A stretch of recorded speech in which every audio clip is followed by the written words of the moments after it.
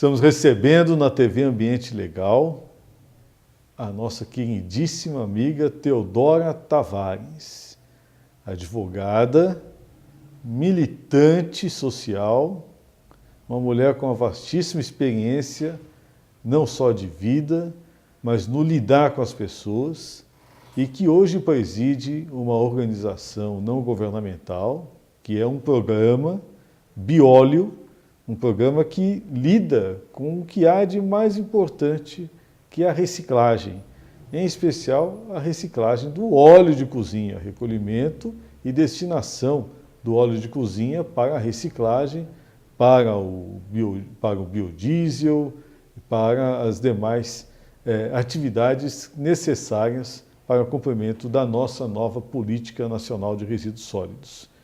A Teodora vai hoje nos trazer aí toda uma experiência do lidar com a implantação de um programa complexo como esse, né?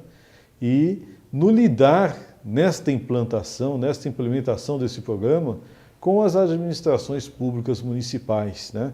Afinal, são os prefeitos os donos dos resíduos, né, existentes no país, conforme manda a nossa nova legislação, né? É um prazer receber você aqui, Teodora. Igualmente, é um prazer enorme estar aqui, é uma honra estar aqui e eu estou muito contente pelo convite, agradecida, inclusive. Muito obrigada. Teodora, como é que foi esse seu namoro e casamento com o bióleo?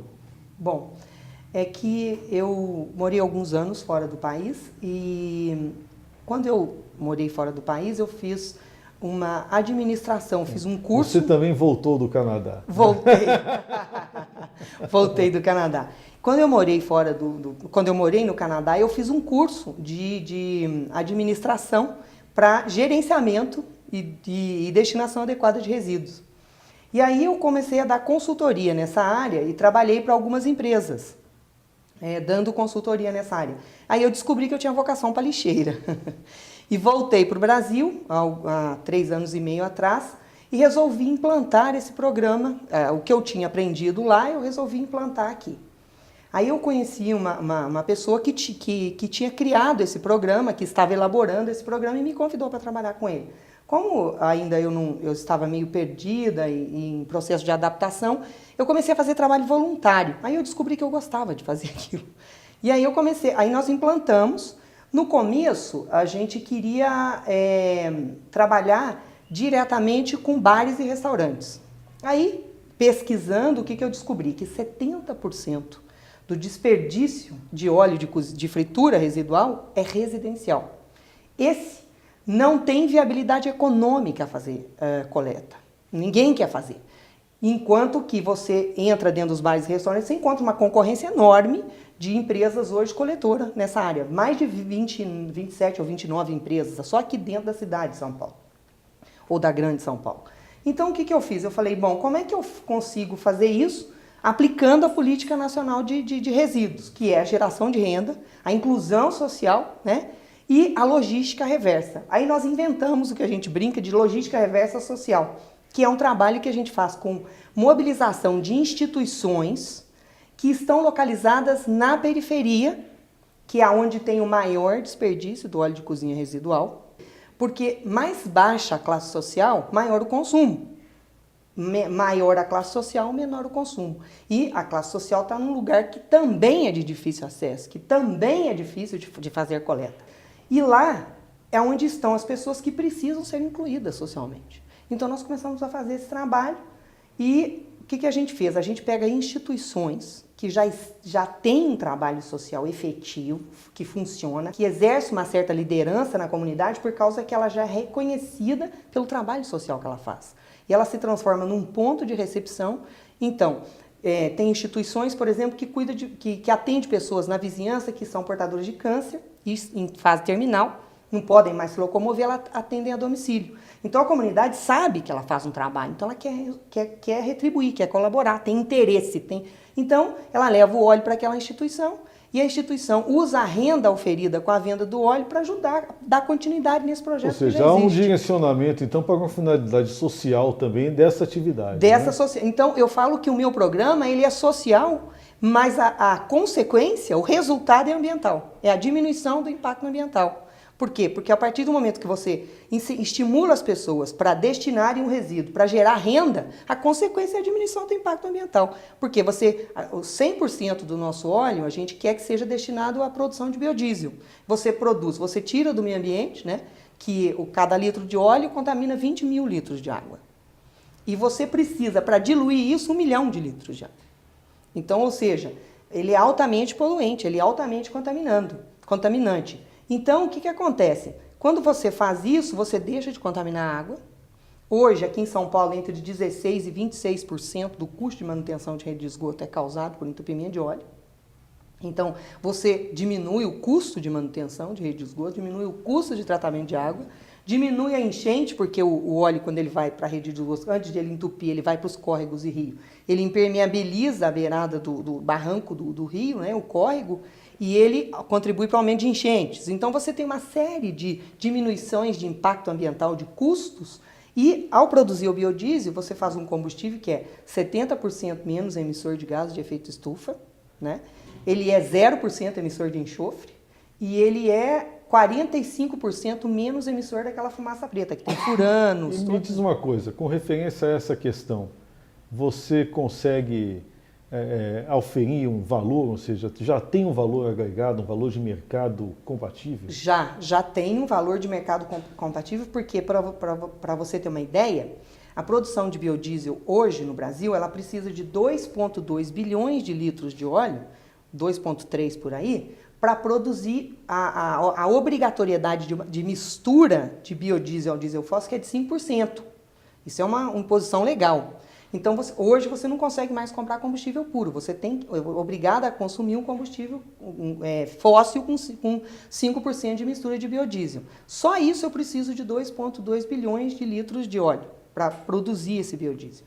80% desse mercado é garantido pela soja, pelo óleo de soja. Os outros 14% é banho animal e o resto são os outros tipos de oleaginosas, que é canola, azeite, dendê, mamona e etc. Então, o óleo de cozinha, para você ter uma ideia da proporção, hoje você desperdiça quase 2 bilhões de litros de óleo por ano, que é jogado, que tem um impacto, que causa um impacto ambiental, que é descartado inadequadamente. Se você destinasse isso, você aumentaria a produção de biodiesel em 90% sem precisar plantar um pé de nada. Agora, tem um equívoco nessa política toda que a gente precisaria eliminar, né? Pelo que eu dei observando. Você vê, isso é uma questão hoje que envolve a energia. Isso. Porque a energia, né, envolve o controle de combustíveis, né, e que, de certa maneira, está sendo poluída por um discurso aparentemente social, mas que significa um certo desvio de finalidade econômica, que é a questão da inserção dos catadores, cuja preocupação de inserção social é muito grande, né, voltada para a área de reciclagem, mas uma inserção dos catadores nessa área específica de caráter energético, que é a reciclagem do óleo, né? Como é que você está vendo essa discussão, hein? A intenção de se criar as cooperativas, de se incentivar os catadores a formarem cooperativas, é muito interessante.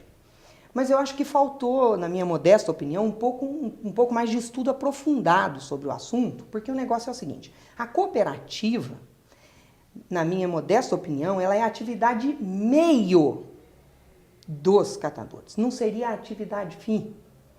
Com isso, nós começamos a encontrar determinados problemas, como, por exemplo, você consegue definir exatamente a produção de quem coleta, dos carrinheiros, que eles saem para a rua e coletam lá 300, 400, 800 quilos e trazem, então você consegue mensurar aquilo.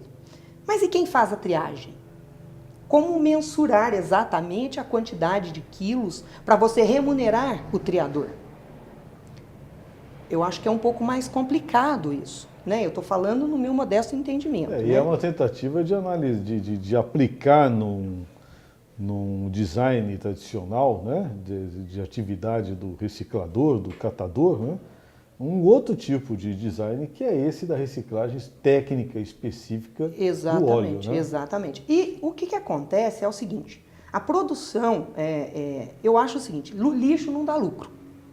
A princípio, quer dizer, óleo de cozinha, né? Reciclagem, esse tipo de reciclagem não dá lucro.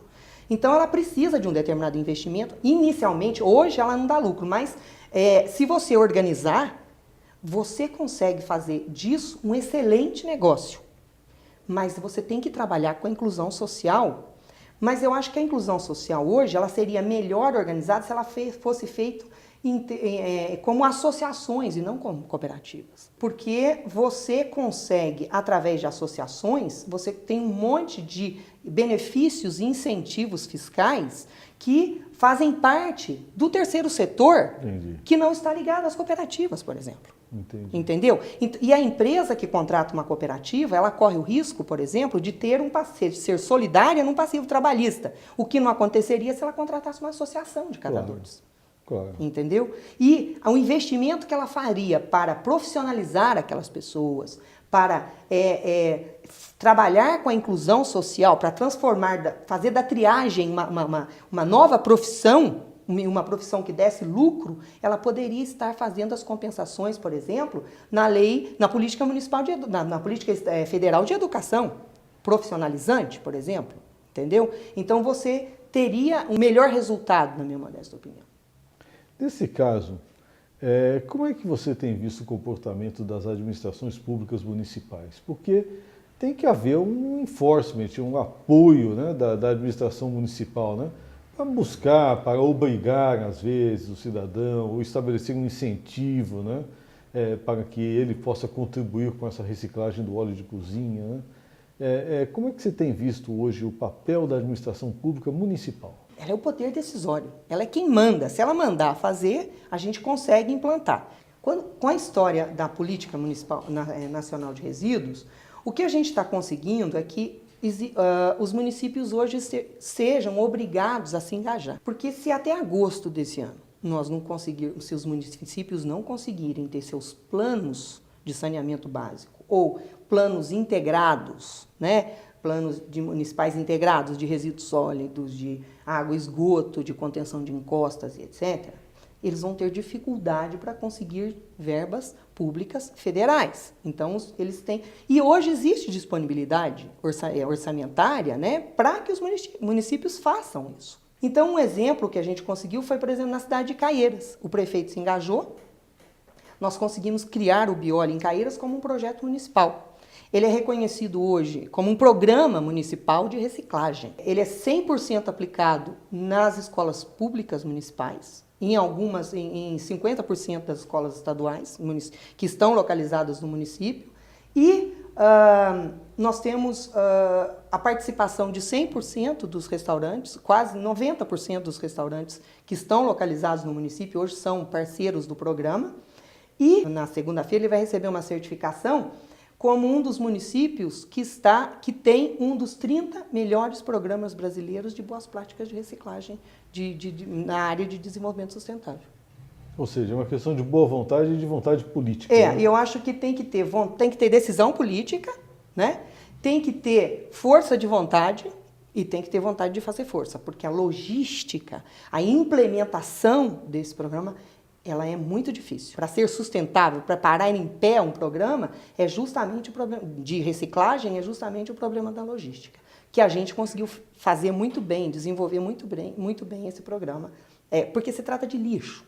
Lixo é sujo, contamina. Então, se você não tiver, inclusive, uma organização muito bem feita em termos de logística, você também não consegue ter continuidade do programa. As pessoas desanimam. Teodoro, eu agradeço muito a sua participação, né? E acho que esse trabalho ainda vai render muitos frutos, né? E muita energia aí para o Brasil. Né? Nós sabemos que a França está muito adiantada já na recuperação de óleo de cozinha. Agora imagine o potencial. A Alemanha, né? Da Alemanha, a França também já tem, em Paris hoje já tem o maior produtor de biodiesel do mundo é a Alemanha. É a Alemanha. Hoje eles têm inclusive BMWs que rolam 100% com óleo de cozinha. Com óleo de cozinha, que é a base de canola lá que eles chamam colza, né? Colza. Agora, imagine o potencial que nós temos nas nossas grandes cidades. Né? Exatamente. Aqui em São Paulo, são 11 milhões de habitantes, dividido por 3, são 12 milhões de vidros, são 4 milhões de litros de óleo de cozinha que são jogados no lixo anualmente. É um pré-sal aí que a gente pode ter exatamente. Na área de combustível. Com né? certeza, tá? Tá. Muito obrigada pelo convite, para mim foi um prazer, né? Espero ter contribuído. Muito obrigada. Obrigado.